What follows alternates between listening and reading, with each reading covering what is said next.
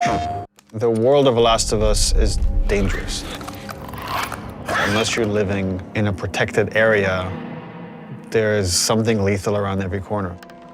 Once you venture out of your home, you're in danger. And where we're taking the story and where we're taking Ellie is like each step of the way, she's putting herself in more and more danger to bring these people to justice.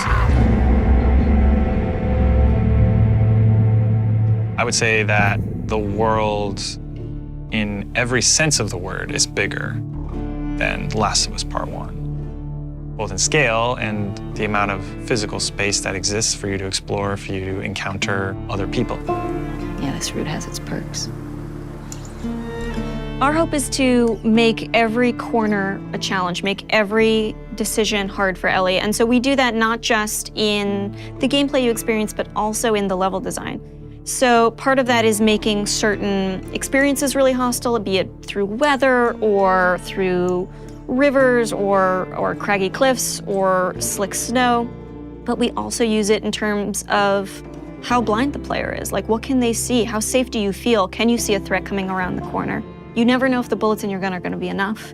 You never know if you can stop and bandage your arm. You can never fully breathe. And we want you to be in alignment with Ellie, who can never fully breathe when she experiences this trauma.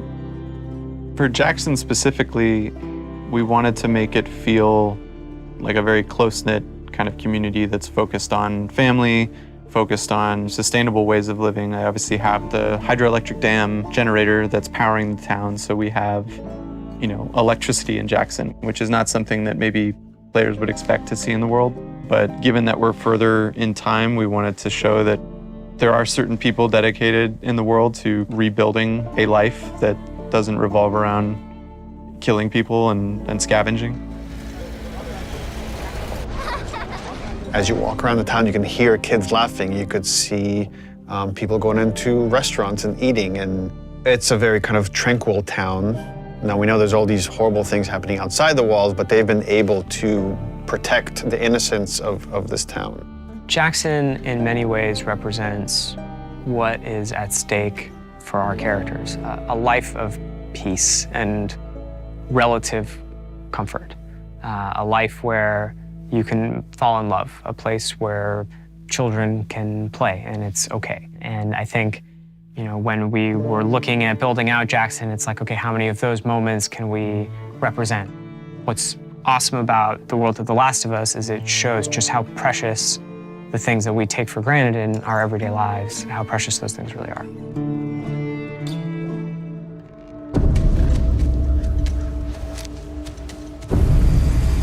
Seattle, compared to Jackson, is very different. It's more of a war zone, I would say.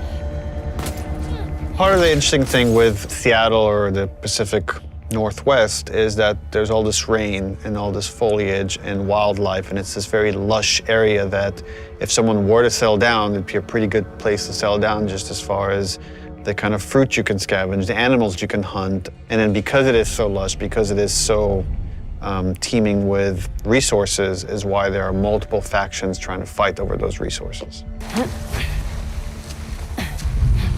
One faction you run into in Seattle is the Washington Liberation Front. When the outbreak happened, the military took some pretty drastic actions and quarantined parts of the country. And this was their way of protecting the population that has survived this horrendous outbreak. And because of that, it led to rise of these resistance groups. And in the first game, we saw the Fireflies. And we heard about other groups, and in this game we get to see, here's another group that rose called the Washington Liberation Front that was able to defeat the army and thereby take over a lot of their equipment. And they're this very militaristic faction.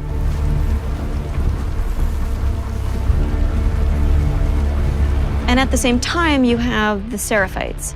And they're a religious group that also came up out of the outbreak that believed that the pandemic came because of sin. They're trying to reset the world and return it to a better place than it was. In The Last of Us, almost any group that has survived this long has to be dangerous. If you're not dangerous, you're not going to survive. You're going to become someone's victim. And the two factions you run into are both very dangerous. The WLF has a lot of military equipment, that they're able to use the defense area, and they have large numbers, whereas the Seraphites are very quiet and stealthy and able to use the large amount of foliage to their advantage, and they fight more in this kind of guerrilla warfare. How you deal with them is going to be different because they have different language, different communication style. The scars will whistle to each other with this different language. And they have some of the stuff that you have. You have a bow and arrow, they can hit you with arrows and impale you, and you have to pull the arrow out. They have big sledgehammers and melee weapons. The WLF, they have trained dogs that will sniff and attack you. Dogs are a new level of threat that Ellie hasn't had to negotiate before, and hopefully they create a new complicated choice for the player. We saw in them an opportunity to challenge people's perceptions of what a combat setup can be. We wanted to find really hard choices. The dogs themselves have names. They're called out by their owners. We wanted every setup to be challenging. That smell.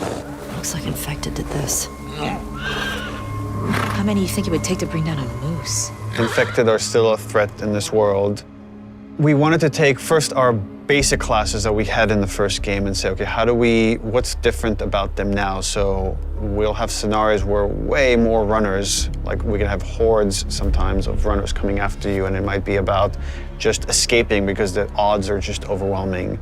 You know, this thing just keeps mutating. There's certain evolutions of infected that you haven't seen before, certain new classes. There's the shamblers, which kind of have these exploding acid clouds when you get near them. You're running down a hallway and you have to suddenly make a decision like, oh, do I want to take the damage and go through this cloud or find some other route or go back the way I came? And it kind of forces you to, on the fly, kind of make new decisions about how you're going to deal with the threat behind you or potentially in front of you. So again, it's about how do we make fighting against infected intelligent. So when you come on a space, you're listening to audio cues because different classes will make different sounds. If you just go in guns blazing and throw caution in the wind, you could easily get overwhelmed and regret that strategy. That level of uncertainty and instability is something our characters have to carry with them every day as they go out into the world to protect the people they love most. And that threat is banging on their door every day. I really hope you make it.